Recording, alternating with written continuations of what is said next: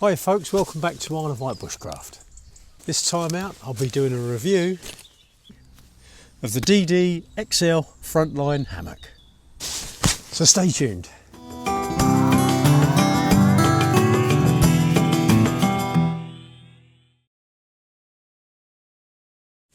Well, as promised, I did say I'd do a review of this DD hammock.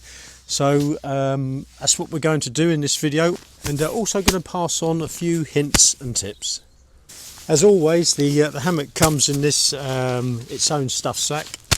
It's a little bit bigger, a little bit heavier, this one. I think it's 1250 grams thereabouts. It's 3 meters long by 1.8 meters wide. Has two base layers, both of which are breathable. I have found that helpful because I have found with the travel hammocks, which are great, I really like those. The fact that you can put them straight on the ground to act as a bivvy is really helpful. But I have found on colder nights that I have got a little bit of condensation in them. It's not been a massive problem, but I have noticed that this being breathable, that's far less likely to happen. Of course, the payback on that is you can't put it straight on the ground to use as a bivvy. Can be used as a bivvy, but you have to put a ground sheet down first, whereas on the travel you don't need to do that. But the fact that it's got 2 layers is helpful, because what I've done with this is I put another sleeping bag between those 2 layers, and I found that works very well. As most of you are probably aware, I'm not an underquilt guy. I'm not that keen on the way that they look. That's just purely aesthetics. I always think the hammock looks like it's wearing a nappy. But I have found that just putting a sleeping bag in between the 2 layers, because most of your weight's on that top layer, it doesn't compress the bag too much. It does to some extent, but I found that plus the sleep pad. So I used it the other night. You'll notice on my recent video I uploaded, it worked really well. I was really warm. So anyway, enough of the chit chat. Let's get on and put the hammock up. So first of all, let's unpack the hammock.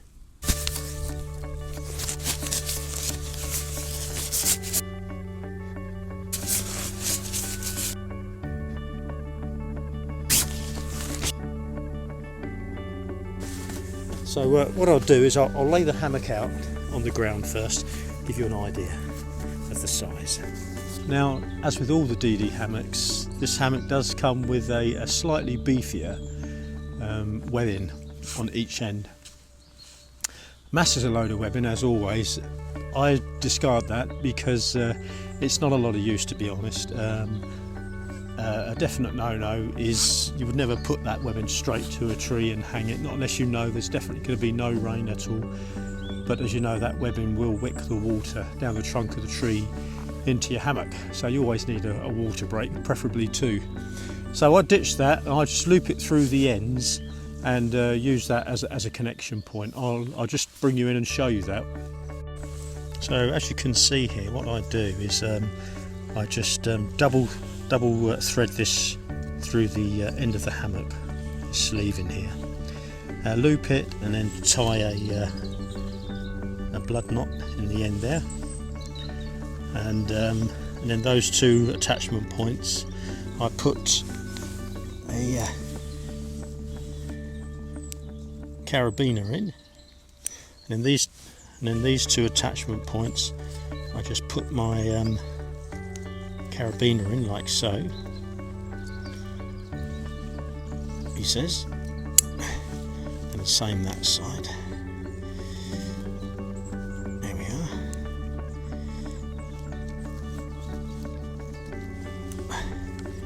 There we are. And then, so that's my secondary backup water break, and it also gives a nice attachment point for the hammock, and that's how I can configure that. And then to these I use the, I'd recommend these, I use the DD's whoopee slings for that, and I'll come on to the tree huggers in a moment. So let's put the huggers up and attach it to the tree.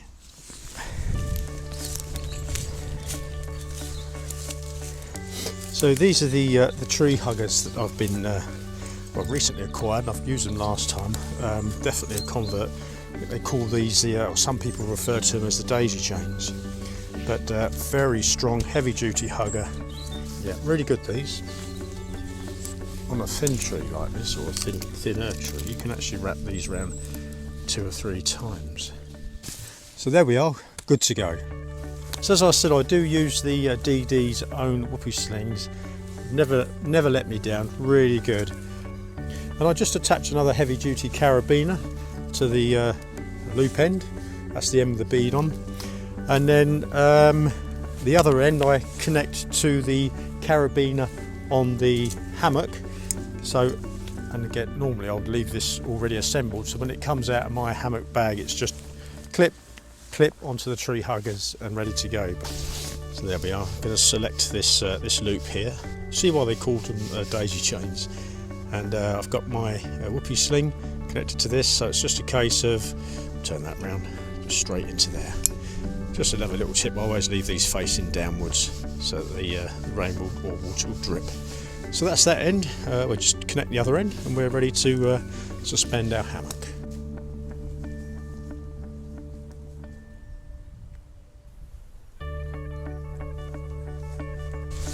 So it's just a case of holding one side of the whoopee sling and then pulling this piece through. That's the hammock suspended. Now the hammock also comes with these poles for the bug net. And these erect, keep the bug net rigid over the top of you. So we'll put these in now, and that'll give you an idea of just how big the bug net is. So we'll just do that quickly.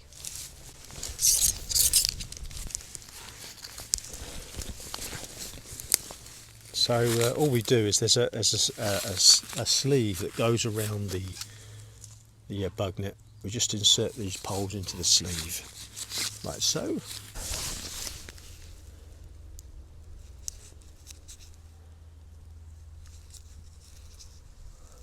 So they just go in like that, and just thread them through.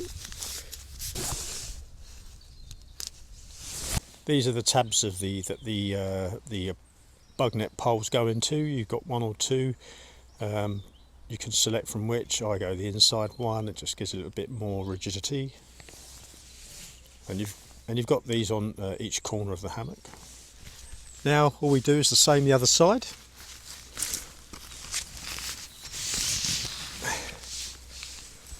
And I'll go underneath to do this. There we are. Now you can see it really does open that bug net up. And we put the other one in the other end. Now the bug net poles are all elasticated, and they're just assemble them together like so.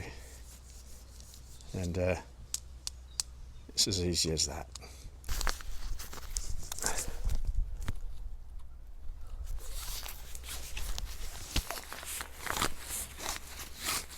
There's a crow up there somewhere watching what I'm doing. So there we are. There's the hammock all wrecked and put up. What I'll do now is I'll give you a little tour. It won't take long, and show you some of the features of this hammock. Just to say that it's because it's 1.8 meters wide and 3 meters long. What I found is you can lay across it more of a diagonal, flatter. You're slightly flatter. Again, like I said earlier, I do like the travel hammocks. They're very, very good. But having now tried this is definitely going to be my hammock of choice. It's a bit heavier, but not a huge amount. The comfort more than compensates you for that. And if you're not walking, a mile or 2 is not a problem. Anyway, let's show you around.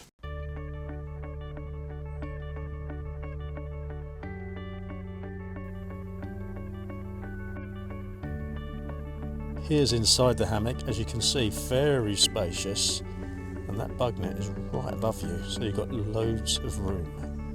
Now the hammock is double layered, so you have a nice area that you can slip a sleep pad into, or I put a sleeping bag in there in winter, and well, I have done. Did so the other night, worked great, like I said earlier, and then put my sleep pad inside the hammock. And probably wondering why my camera bag's in there. Well, that's just to give a bit of weight, because there's a bit of a breeze getting up and it'll blow the hammock about. So you have this centre pocket here. There's actually 3 pockets on this pouch. Very useful for sliding up and down, and it comes with this ridge line as well, so you can slide it above your head or slide it down wherever. Ridge line is also useful for hanging other little bits and pieces on. I wouldn't hang too much on it though, because the weight might bring the ridge line down too near your face. You also have these little stowage pockets as well. There are 4 of these, one at each end, which is very useful. The hammock is zipped both sides as well, so I found that sometimes on the older hammocks you can only get out one side, but on this one you can either zip up and down. You've either got a zip here for entry on this side, but also coming round to the other side we have another zip there as well, so you can enter the hammock from either side. Now the hammock comes with these tabs here as well. You do get the shock cord as well with the hammock. I just connect the shock cord, run it down and run it into my carabiner, and then that keeps the 2 hoops or the 2 poles pulled apart together, keeps it nice and taut. You could run these up at high level, but to be honest with you, I think it's better when it's pulling down like that. So to connect them to the carabiners is perfectly good enough. Another little useful thing to do is your internal zips. You know what it's like sometimes you're laying in your sleeping bag at night in your hammock and getting in and out. You're trying to undo your zips or pull your zip back up once you're in your sleeping bag, and you're faffing around and your hammock's rocking to and fro. But I cut a piece of paracord, just oversize it the length of the hammock, to where your zip range is, and then tie that to the zips, and then when you're in your sleeping bag at night, rather than having to stretch and reach forward to grab your zip, you just grab your trolley line and then pull your zip closed like so. Same the other end, and you're good to go. And also as well, you can do it the other way. You put your foot on that, just do it open and up like so. Now another great thing about this bug net is that if you're not, if your hammock's up in the daytime and you're camped out in one place, you're not on the move, and you just want to take your bug net out of the way, you can actually unzip the zips all the way and then take the bug net up over these poles and just tie it up on top, and it's out your way, which is again another useful feature. And there we are, that's the hammock with the bug net just tied up onto our poles, so we can use it for day use as well, just for lounging or sitting. It's really useful. So I'll have a little lay in it, give you an idea of the kind of room that we've got. But like I say earlier, I find it a lot more spacious. I do love hammocking. I like to ground well as well. I like to do all sorts, but I do like hammocking particularly. And what I find sometimes is with I have felt a little bit, my sleep pad helps to a degree to push the hammock out a little bit, but I just find a little bit, particularly if you want to turn at night and you want to roll over and sleep, side sleep. But I find that I've just got a lot more room to move about. Well, I say a lot more room. It just makes it, sometimes little extra things can make a big difference. So anyway, enough of me yaddering on. Let's get in it and give you an idea of the room. There we are. So there we are, and I have tested it. Take your boots off. That's one thing I will not do, is lay in a hammock with my boots on or my knife on. I've got a lot more elbow room than usual, and I can lay across the hammock more. And as you can see, I'm actually laying flat. I've got no arch in my back at all, and I've got also, when I put my arms out, I like sometimes sleep with my arms behind my head, and the hammock's not pushing my arms in, like I can actually stretch that out, and yeah, it's lovely. And it's even better once you've got your bag in here as well. So there we are, look, loads of room. Again, the only problem is once you get in, it's so comfortable, you don't want to get out. But there we are. It is much more room. Yeah. As I say, this is going to be my hammock of my go-to hammock from now on. So all in all, I'm really pleased with this.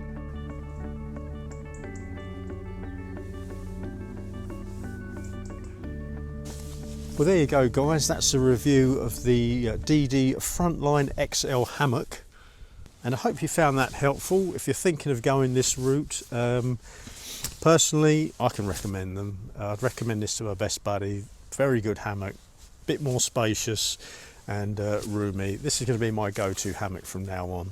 So as usual, guys, what I'll do is I'll put a link in the description box below if you'd like to check this particular hammock out.